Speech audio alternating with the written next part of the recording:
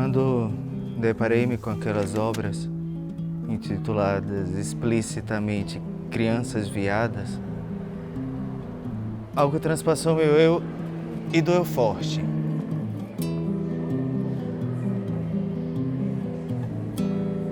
No impulso de fuga, revoltado pensei: que absurdo, por que classificar crianças assim? E no instante imediato, percebi o porquê de ter machucado tanto. Memórias que hibernavam crentes de estarem eternamente esquecidas, emergiram no flash. Em um momento de olhar de terror.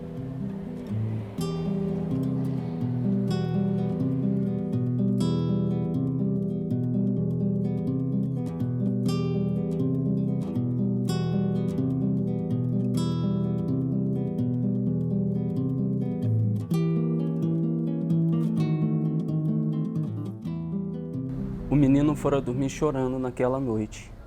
Ele tinha entre 3 ou 4 anos. E desde aquele dia, sua primeira memória do ato, passou a ter medo de dormir, o que só depois de adulto tomou por consciente os motivos de não querer dormir sozinho na infância, o resultando em uma insônia crônica que o acompanhou por muitos anos. Em sua pureza, temia não acordar. Sentia-se desprotegido. Ele foi coagido por dançar, reprimido por caminhar e falar, surrado por brincar. Vai brincar com coisas de homem, não com suas irmãs. Só vou dar se você falar como homem. Dança como homem, você rebola mais que menino. Um homem não senta assim, caminha como homem. Nada do que ele fazia era suficiente para escutar: eu te amo. O menino estava no ortopedista. Sua mãe foi surpreendida com o diagnóstico. Ele apresentara rachaduras nos ossos de ambos os pés e uma inflamação grave nos calcanhares.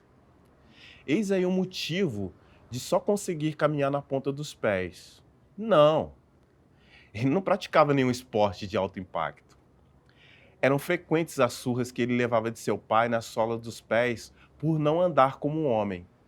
Ele tinha só 4 anos de idade. Meses de terapia diária curaram seus pés. Mas e a ferida de sua alma? O menino voltava da escola calado, cabeça baixa e olhar desfocado. Em um determinado dia, tinha vergonha dos hematomas em suas costas. Seus colegas não deixaram ele usar o banheiro. Nem quiseram brincar com ele no recreio. Foi empurrado por outra criança que também tinha seus medos e carregava a transposição de sua ingenuidade, da forma que lhe ensinaram.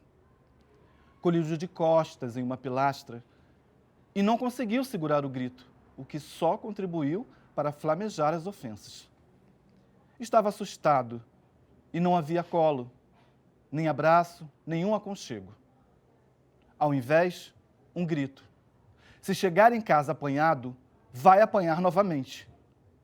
Ninguém nunca soube o que havia acontecido. Vai brincar, porque você só vive nos cantos. Não quer ir por quê? Vai ter várias crianças lá. Ele é um abobado, um abestalhado. Deixa ele aí, melhor assim. Ele chora porque é um mimado. Engula esse choro agora ou eu vou te dar motivo para chorar mais. Homem não chora. São tantos os fatos que não se cabem. Seria um livro inacabado, até por um menino não desejar lembrar para escrever. Ele só queria ser amado, como qualquer outra criança parecia ser. Ele só queria que as pessoas fossem felizes com a felicidade dele, que deixassem ele ser feliz. O menino não queria ter medo de existir. Na adolescência, fora expulso ainda de forma mais cruel, ameaçado ser expulso de casa, proibido de visitar sua família com ameaças de ser rechaçado, reencontro que só conseguiu realizar 20 anos depois, e jamais esqueceu do abraço de sua avó, quente e terno. perguntando o porquê de ter demorado tanto, quem veio a falecer pouco tempo depois, sem nunca ter rejeitado, cuja mesma falta que ele sentira dela, ela sentira dele. Laços familiares roubados pela crueldade do culto ao medo e firmada a frase: sinto vergonha de você. Frase tão repetida, cuja entonação jamais esquecera. O mundo é cruel. Muito cedo tive que amadurecer para sobreviver. E logo perdi o lúdico que havia nele. Mas o que mais doeu foi a noção de que a crueldade do mundo não era apenas na escola, no parque, nas festas de aniversário, na praia, na pracinha, nem na rua de casa. O que mais doeu foi a noção de que aquele quem eu só queria segurar na mão foi quem mais feriu a minha alma. E isso doeu mais que qualquer rejeição de quem não era meu sangue. O empoderamento chegou quando, ainda com pouca idade, olhei para o lado. E minha mãe, quem a meu lado direito sempre esteve. Te amo, meu filho, do tamanho do mundo e muito mais. Com toda a sabedoria materna, em doce voz, disse: tenha coragem. Não quero olhar apenas para frente. Também há beleza atrás. Em minhas costas estavam todas as conquistas, todas as vitórias, todas as glórias já alcançadas. Lá estavam todos os seres iluminados que me colocaram no colo, me seguraram no peito, me mostraram a dignidade, o autorrespeito, o senso crítico, o ser seguro, a compaixão e o perdão.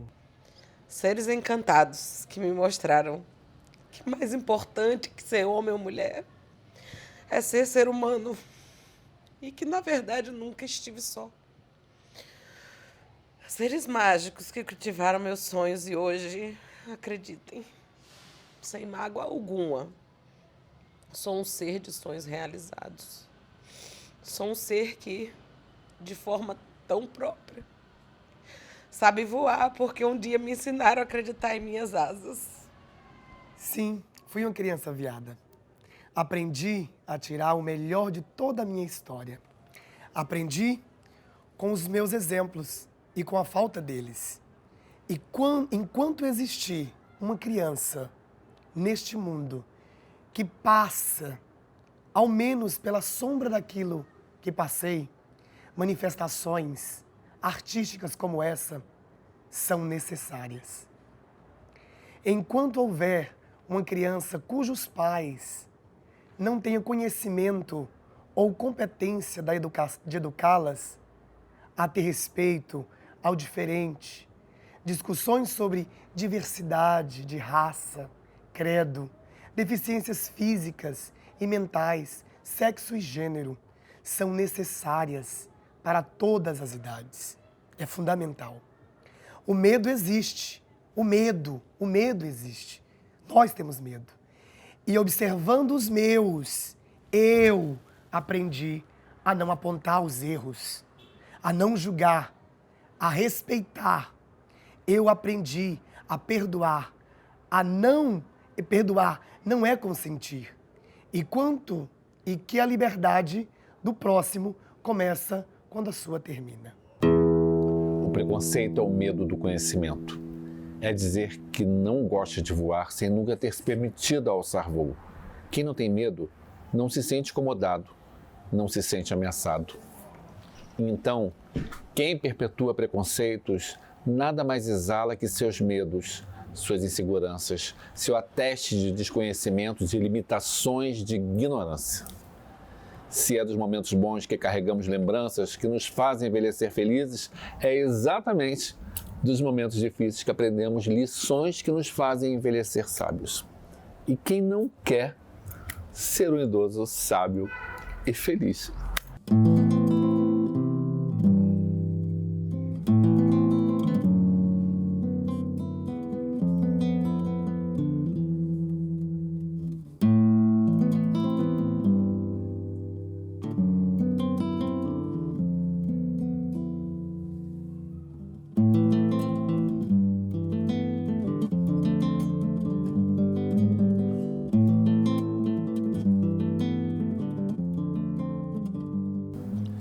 Bom, o texto remete muita coisa da minha infância também. A gente acaba se identificando. Eu acho que a vida de todo gay acaba se encontrando em alguma encruzilhada, em alguma esquina. E eu me vi em alguns momentos. Tanto é que quando eu passei o texto, né, eu já tinha me emocionado com ele, mas quando eu fui assim, praticamente assim, intimado, leia o texto agora de novo, eu preferi não ler, porque ele começou a mexer com o meu inconsciente, começou a mexer com a minha história. Me identifiquei. Uma emoção diferente, porém, é um pouco impactante, né? Porque cada caso é um caso. O caso dele é um e o meu caso é outro. Mas é complicado, e lendo o texto do Lucas, você percebe que é uma história de todo mundo. Do que você tem ou não tem que fazer de certo ou errado, que eu acho que faz parte da educação de qualquer pessoa. A questão específica é, você não pode agir desse jeito. Quando você age desse jeito, de uma forma absolutamente inocente, e mesmo sem entender o que está acontecendo, você começa a ficar com medo.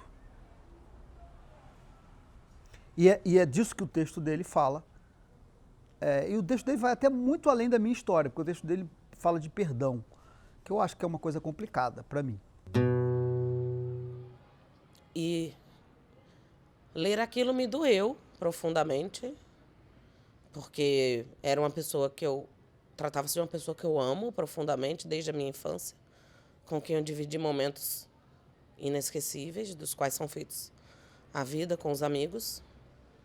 E essa pessoa sofreu apenas e tão somente por ser quem ele é. Um garoto sensível, enfim, cheio de boas qualidades, que precisou passar por uma privação do seu ser, na sua essência, porque as pessoas mais próximas que deveriam ajudá-lo não conseguiam entendê-lo. O texto, ele traz para mim aquilo que eu vivi.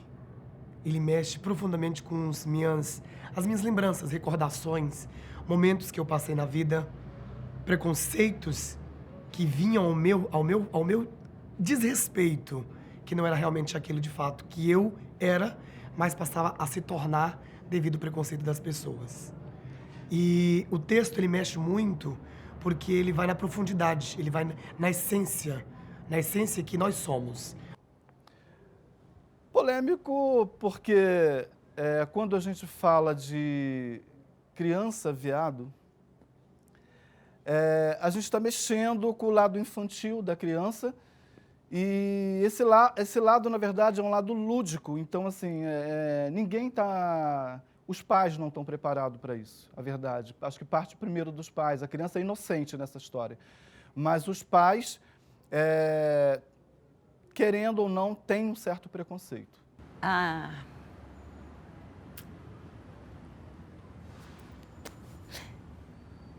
Não dá para falar. Eu acho que tem coisas que a gente não precisa falar. A gente só sente, né? E quando eu li esse texto, eu me identifiquei como pessoa, como amiga do Lucas, que é um cara que eu conheci e que eu sempre o tratei como meu príncipe, porque ele é um príncipe. Então, saber que aquilo ali saiu das mãos dele, do coração dele, e que eu agora li e pude sentir a dor dele que eu não sentia, porque o que eu sentia dele foi somente assim, o amor, o carinho, o respeito pelo outro, né? E eu não sabia que por detrás daquele amor todo que ele passa pra gente, que por trás daquilo tudo tem um grande sofrimento, uma grande dor. Acho que todo mundo já passou por isso um dia. Então, assim, é a história do Lucas, mas acho que é um pouco da história de todo mundo também. Acho que é um pouco da minha história, um pouco da história de qualquer homossexual, independente de sexo, de gênero, de idade. Acho que toda criança passa um pouco por isso. Acho que em qualquer família a gente vive isso. Eu acho que, na certeza, eu fui a criança mais viada dessa cidade sul, porque para pessoas travestis isso libera muito cedo essa feminilidade. E essa viadagem toda, quando surgia, o meu pai sempre atento ficava assim, se comporta como homem, fala como homem, senta como menino. E eu berrava porque eu botava a calcinha e saía correndo na rua da cidade. Então, o meu homem que eu estava vendo era aquilo, eu criança de 9, 10 anos correndo de calcinha na cidade para me reafirmar o meu corpo como uma pessoa travesti.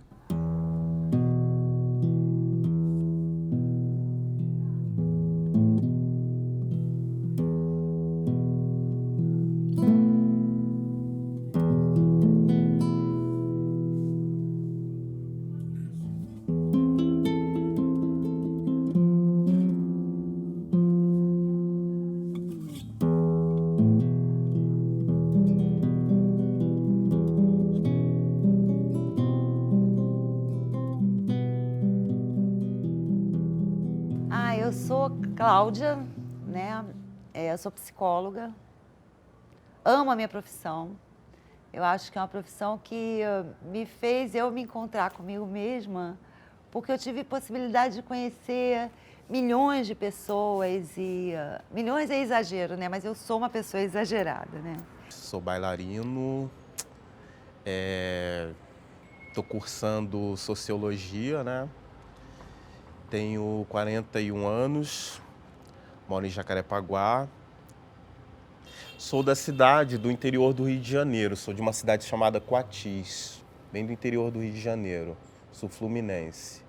Sou uma pessoa que sonha, uma pessoa que tem vida, que agradece a cada dia pelo existir, pelas oportunidades que eu mesmo crio, pela diversidade. Eu sou um sonhador. Meu nome é Bianca Fernandes, sou travesti, ativista, militante, trabalho na educação comunitária da Fundação Oswaldo Cruz e sou arte educadora. Meu nome é Marcelo Caran, eu sou advogado, professor e um ser humano. Meu nome é Fábio Andrade, tenho 33 anos, sou administrador e chefe de cozinha. Hoje em dia eu trabalho com as duas coisas, com administração e com gastronomia. Eu sou Edson Ferreira Zedim, artista plástico, também faço composições, antes de tudo, ator de teatro. Eu sou Ulisses Carrilho, tenho 28 anos, sou um homem gay,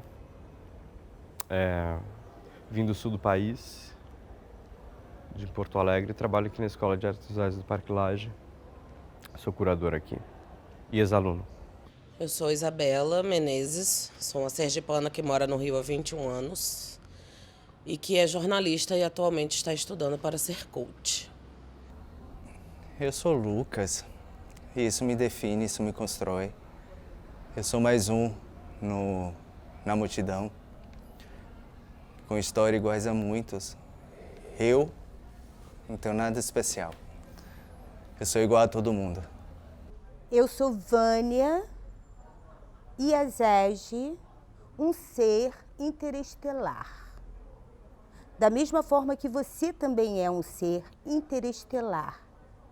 Querendo ou não, você é meu irmão.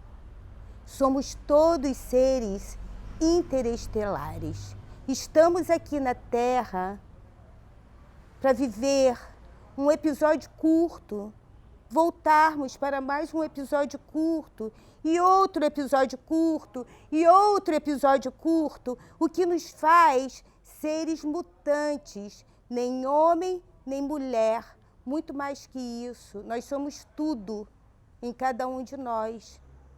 Eu sou Macário, cineasta, ator, artista, bailarino, bicha preta.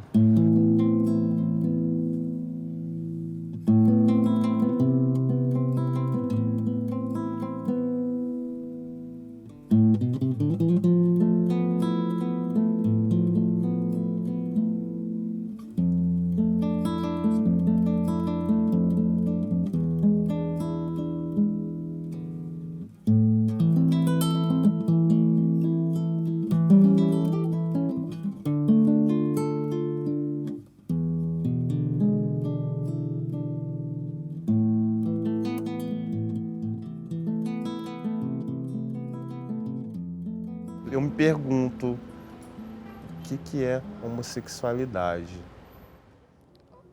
Homossexualismo é... O que eu aprendi é que um homem tem sentimento por outro homem.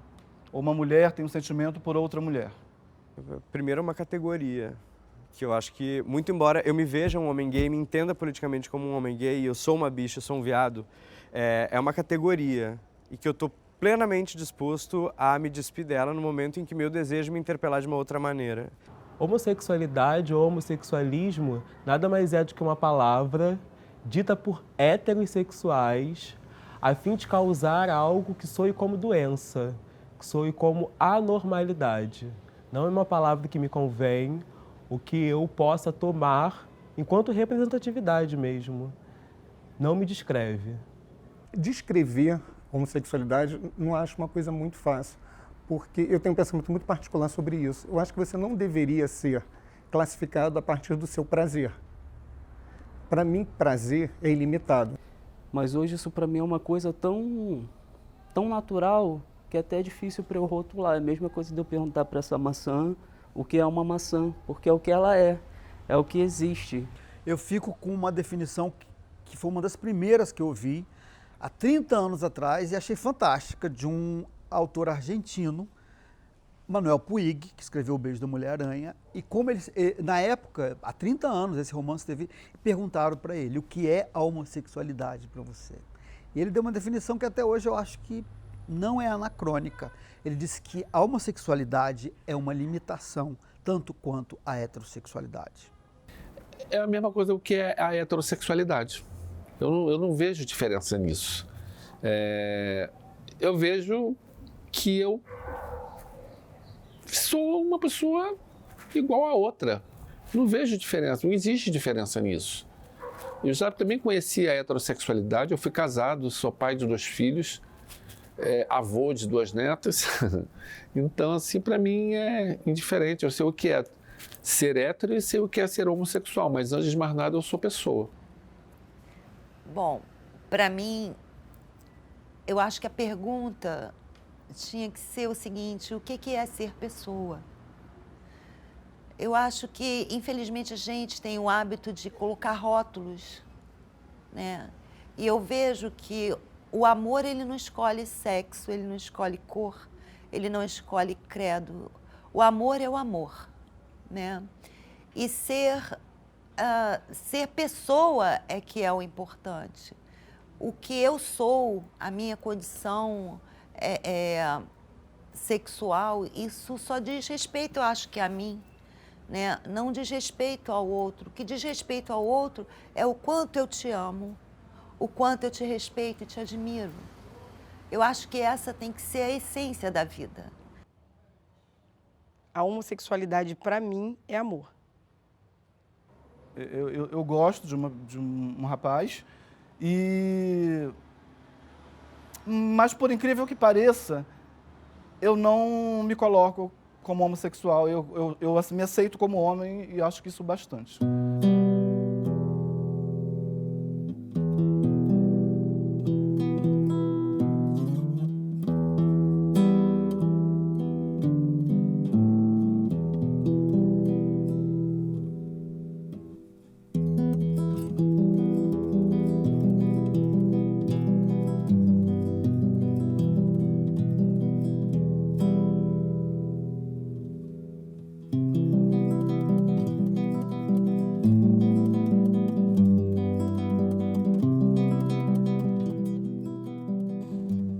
fui uma criança mal compreendida em meus anseios, em minhas buscas eternas, buscas pelo que eu nem sabia o que era.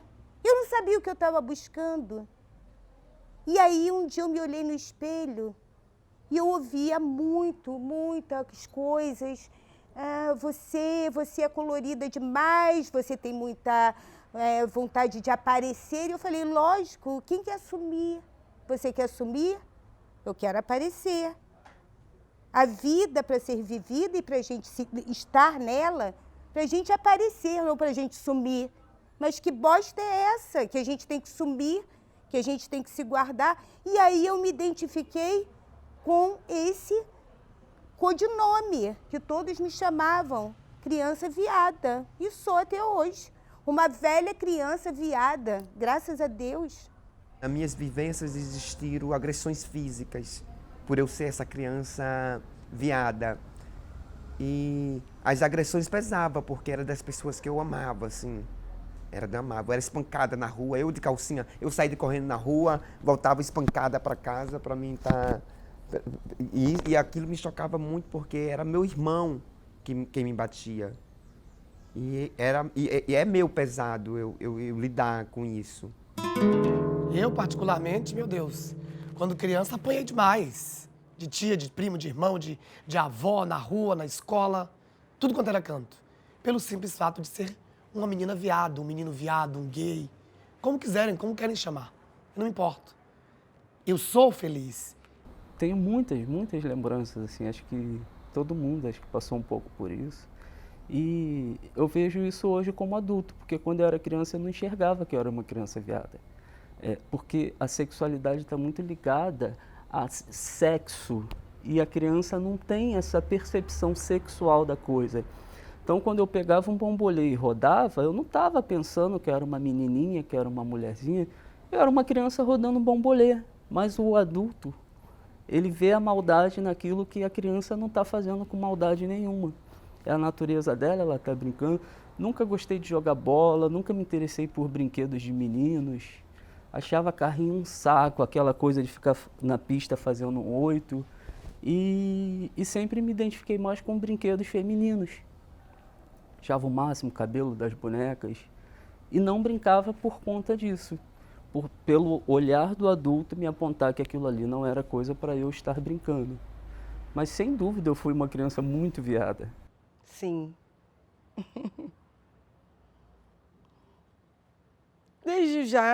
Desde que me entendo por gente, sempre tive essa concepção de olhar o feminino, né? Se atrair pelo feminino. E a minha infância contribuiu a isso. Porque desde pequena, bem pequena, eu fui muito bulinada por homens.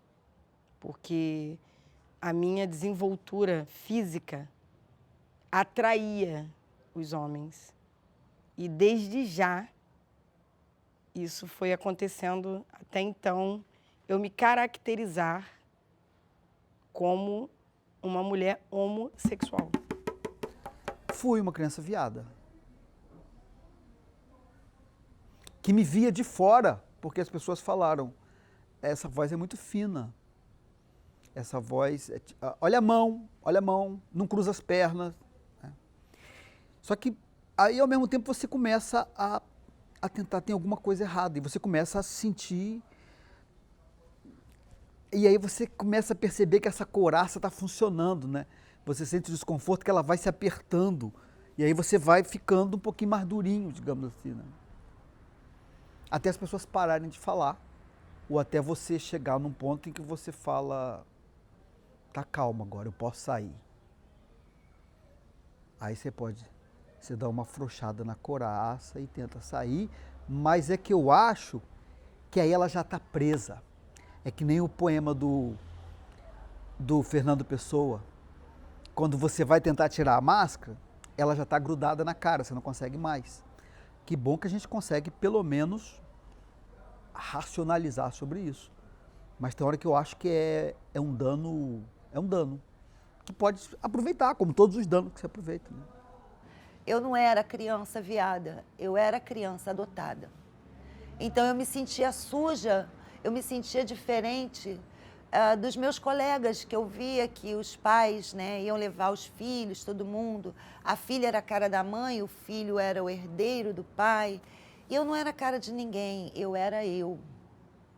Eu sou eu. E isso foi o que me fez ser uma pessoa grandiosa. Assim, não que eu seja grandiosa, mas que eu aprendi a amar cada pessoa. Eu aprendi a respeitar cada sentimento, cada dor. Eu aprendi a entender que ser gay não é ser gay, como as pessoas falam, de uma forma tão... Me fugiu a palavra, mas de uma forma negativa. Não. Ser gay é ser gente, né? É ter um sentimento voltado, o coração, para o outro do mesmo sexo. É amor também. Ser adotado também é uma questão de amor, porque um dia alguém não me quis, mas teve um outro dia que alguém me amou tão intensamente, que eu consegui me formar em psicologia. E estou aqui falando isso tudo para vocês com o maior sentimento da minha vida.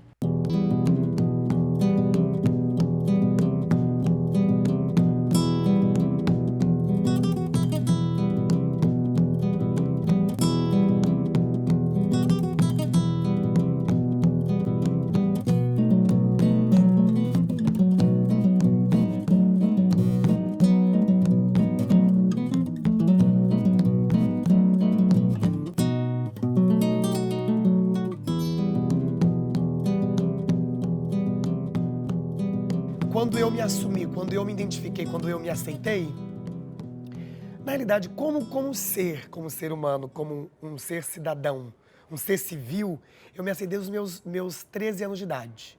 Porque aí começa a minha questão da militância. Eu, aos meus 7 anos de idade, eu já frequentava núcleos de orações da minha família cristã. Isso já é uma barreira muito grande para a questão da homossexualidade. E isso prejudica muito a nossa vida, o nosso desenvolvimento. E ao longo desse período, eu passei por várias retaliações dentro de casa, com a família, pela minha condição sexual. Mas por que você é assim? Por que você fala desse jeito? Por que você rebola tanto? Fala tão afeminado? Por que você não briga com homem? Tá brigando com mulher? Pra que isso? Então, eram aquelas repressões 24 horas. Então, pra mim ter me assumido a minha homossexualidade, para mim foi um afago. Foi eu tirar um peso da alma. Eu sou gay. Foi assim que eu falei para minha mãe. 13 de agosto de 1993. Eu sou gay. E aí? Pronto, dentro de casa parece que tinha morrido alguém. Acabou. Acabou. O chão da minha família inteira desabou. E aí ficou aquela coisa e ninguém se tocava mais no assunto. Para com isso, que não sei o quê, não sabia o que é isso. Não sabia o que significa isso. Eu falei assim, eu sou gay sim. Eu me aceito como eu sou. Eu me amo, eu gosto de homens. Mãe, isso é normal. Não, que normal, isso é um absurdo. Você tá doido, menino? Isso é demônio. Minha mãe já é demônio. Tem que levar para a igreja, tem que curar, meu Deus, tem que libertar essa criança. Gente, e começou. Então, para mim, aquilo foi o momento que eu me identifiquei. E falei, não, eu sou gay e eu vou levar essa bandeira comigo. E agora vou passar por cima de quem for. Eu sou assumido e não tenho medo de ninguém. O que é se assumir homossexual, né? Eu converso com amigos, né? E geralmente nas rodas de conversa eles contam o dia em que fizeram reunião em casa ou chegaram para a mãe e se assumiram enquanto homossexual, gay. Eu sempre pensei que meus primos ou as pessoas perto a mim, da minha casa, nunca tiveram a necessidade de fazer um almoço e dizer, olha, eu sou heterossexual. Porque até então é normal. Então, seria a anormalidade que me faz construir um evento para assumir o que eu sou. Então, eu nunca me assumi. Nem pretendo. Eu sou o que eu sou. Acabou. Sei que existe a questão da repressão. Muitas pessoas acabam evitando se assumir. Muitos se assumem com... Eu vi um caso de um senhor de 90 anos que eu achei super legal, que ele saiu do armário, né? Aos 90 anos de idade. Então, assim, eu fico imaginando a vida dessa pessoa, como ele viveu a vida inteira, tendo que ser uma coisa que ele não era, tendo que fingir ser um personagem que ele não era. Então, para mim, não é questão de escolha. Para mim, acho muito legal. Eu vejo a juventude, principalmente, né? Hoje a gente vive numa outra geração e eu vejo pessoas muito jovens, 16, 17 anos, já mostrando para a sociedade, é isso que eu sou, aceitem que dói menos.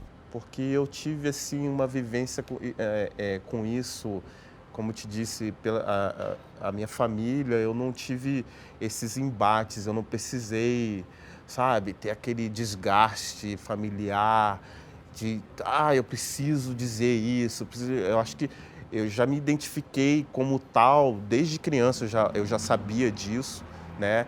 Claro que chega um momento na vida que a gente, como eu disse anteriormente, a gente se percebe, né, como até pela maturidade, né? Quando eu era menor, eu não tinha, eu não entendia muito bem. Mas eu acho normal, para mim sou igual a todo mundo. Eu sou respeitado na minha cidade por ser um gay que respeito todo mundo e eles me respeitam. É uma retribuição do respeito, entende? E uma cidade do interior do Tocantins, chamada Araguatins, onde eu nasci, e lá as pessoas querem que eu me candidate. Vem a deputado, vem a senador, vem a governador, vem a prefeito, vem a vereador. Você tem potencial para nos representar, porque você se identificou, você se encontrou e sabe o que você é.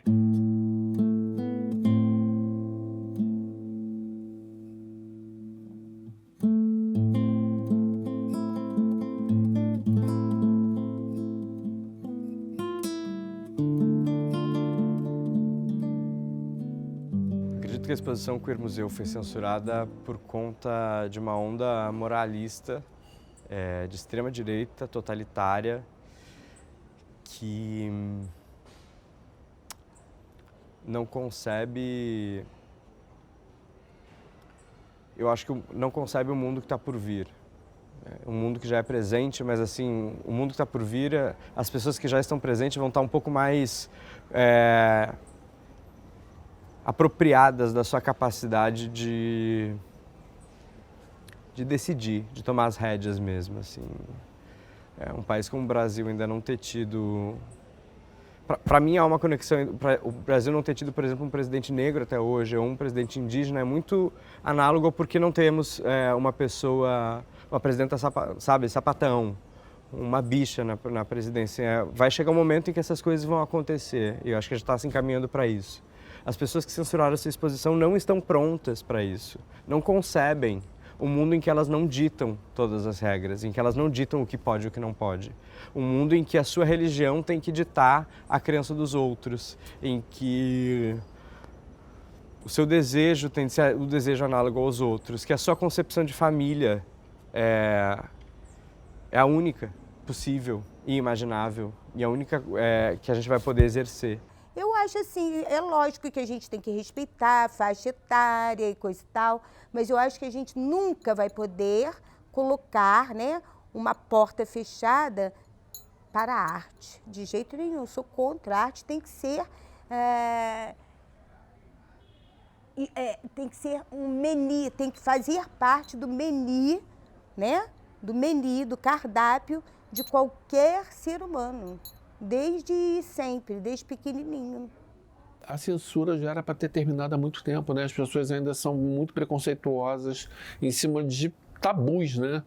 Porque o sexo faz parte, você nasce pelado, você vem para o mundo sem nada, né? E aí as pessoas se tampam, sabe? Por questões, obviamente, sociais, mas assim, eu acho muito lamentável essa história. Lamentável demais. As pessoas têm que ter liberdade de escolha, as pessoas vão onde elas querem, ela tem os olhos para verem o que elas querem, os ouvidos para escutar o que quiserem, e eu acho que cada um tem que viver o seu quadrado. Não está satisfeito? Vai para outro lugar, mas não censure, não critique, porque talvez não seja bom para os seus olhos, mas é bom para os olhos de outra pessoa. Então a gente tem que respeitar. Se você não quer ver determinada coisa, você não veja. Acho que eu cresci num lar que era muito conservador e, no entanto, tinha livros de mitologia grega com figuras nuas, né? Figuras humanas nuas. E aquilo, apesar da minha mãe ser uma pessoa conservadorésima, né? Estava lá porque ela entendia que aquilo era arte e aquilo era necessário que chegasse a uma criança de 7, 8 anos, né? A partir do momento que eu também fui entendendo o que era. Então, para mim, é muito natural que existam os museus e todas as artes possíveis. Como é natural que alguém diga, essa arte não me pertence, isso não me toca, isso não me representa, eu gostaria de não ver. A proibição é inaceitável. Assim, não vejo sentido. Para mim, é uma censura. Eu, como jornalista, vou lutar contra a censura. Eu acho que a arte tem um papel bem transgressor, né? A arte, ela vem para incomodar, né? E acho também a arte, quando ela não é provocativa, ela passa a ser um lugar comum, né? Toda hora, todo ano, ao longo da história da humanidade, sempre apareceram coisas novas que despertaram essa provocação. E a provocação leva o pensamento. Eu acho que esse pensamento que leva a uma nova construção. E, lamentavelmente, ainda tem pessoas que elas são muito atrasadas de pensamento, né?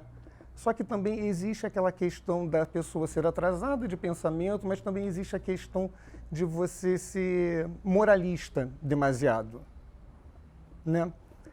Eu acho que é muito mais fácil você apontar o outro do que se apontar e reconhecer os seus defeitos. Então é mais fácil eu apontar para o outro, porque se eu apontar de forma firme, outras pessoas irão acompanhar.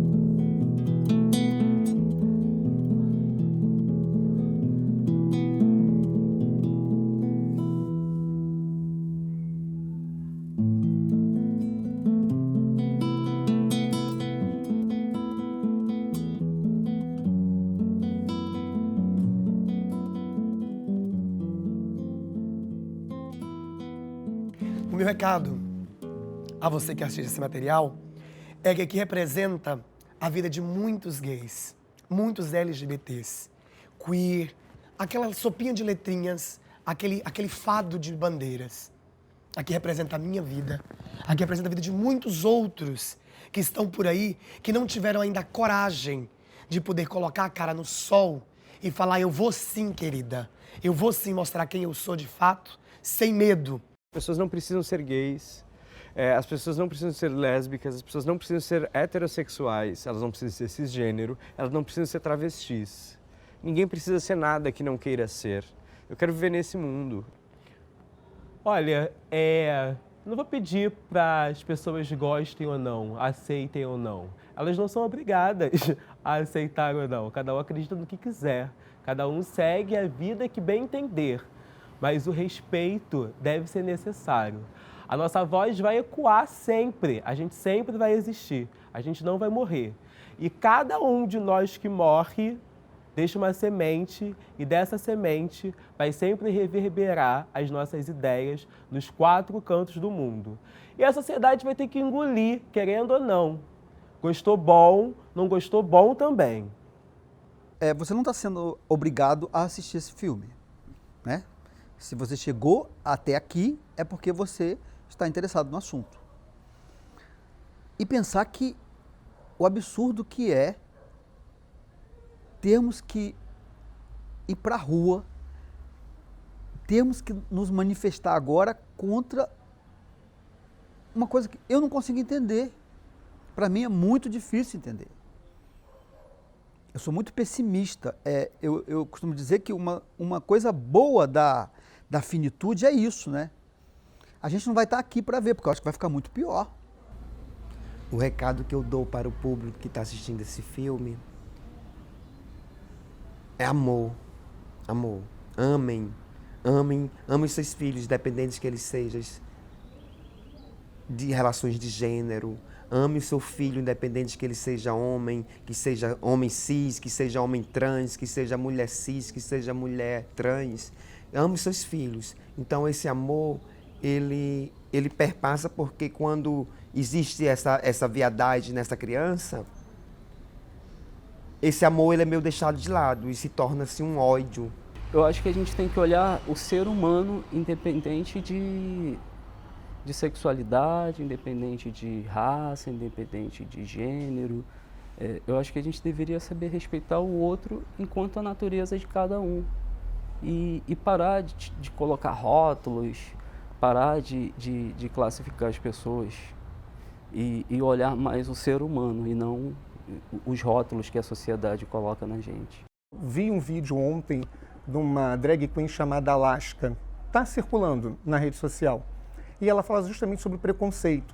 Mas ela não fala do preconceito fora do meio, né, do meio homossexual. Ela fala do preconceito dentro do meio homossexual, né?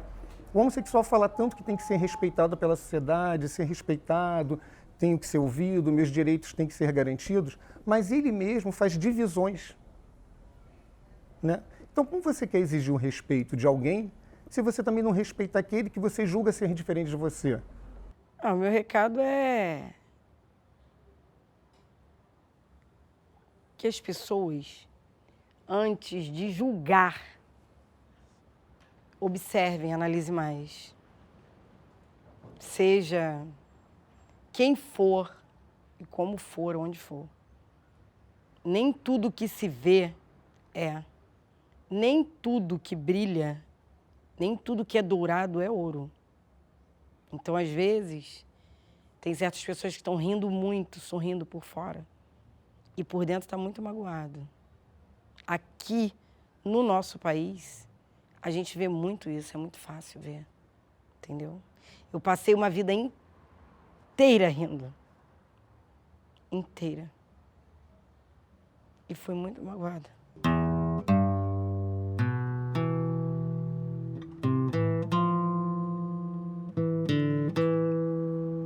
Dentro do seio familiar. E eu tenho certeza que, independente, né, da sua forma de viver, seja hétero, seja homo, não importa a denominação, você vai se identificar em algum momento com esse texto. Eu acho que a vida da gente é um aprendizado o tempo inteiro. Você aprende, né, e talvez essa palavra ensinar é complicado, né? Porque a gente só ensina aquilo que o outro está disposto a conhecer. Então, assim, eu acho muito importante que as pessoas apenas tenham sensibilidade, que as pessoas abram o coração, que as pessoas olhem para dentro de si, que as pessoas olhem para esses depoimentos e tentem extrair o melhor que elas possam tirar desse momento, desse filme e da emoção de cada um. Olha... O recado que eu dou é que vivam e sejam felizes da forma que sentirem que devem ser, pelas suas opções, pelas suas escolhas, desde que você não invada o espaço de outro. Com respeito, respeite as pessoas, independente do que elas sejam. Assistam esse vídeo sem preconceito. Porque, na verdade, quando a gente pensa num projeto desse, a gente quer te ajudar também, a você que está assistindo esse vídeo, a você fazer uma viagem interior e descobrir dentro das paredes secretas da sua casa coisas que você talvez esconda, não somente do mundo, mas de você mesmo. Então, quem sabe esse vídeo não é também para você uma forma de autoconhecimento. Assista e sinta que esse vídeo pode vir a ser para você um grande psicólogo. ele pode te ajudar dentro das cenas, das falas, ao autodescobrimento. E curta bastante. Enjoy it.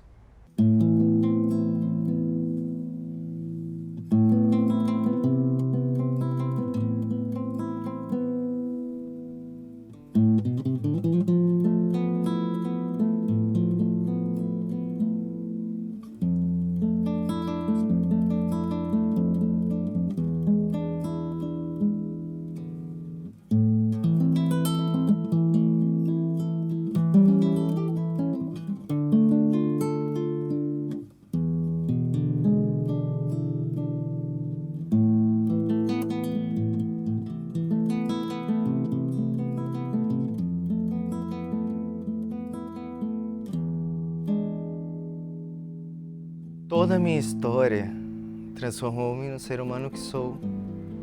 Ser humano que vigia a todo instante para que seus medos não ditem seu comportamento. E, longe da prepotência de que tal depoimento tão particular se torne viral, em um instante do mundo em que as pessoas sentem tantos medos distintos, fica a esperança de que, de alguma forma, crianças viadas tenham o mesmo acesso que tenham a falas de ódio contra si. E tenho a certeza que não estão só no mundo. Eu agradeço. Obrigado por existirem. Se não machucar, se julgarem necessário o meu grito, compartilhem minha voz.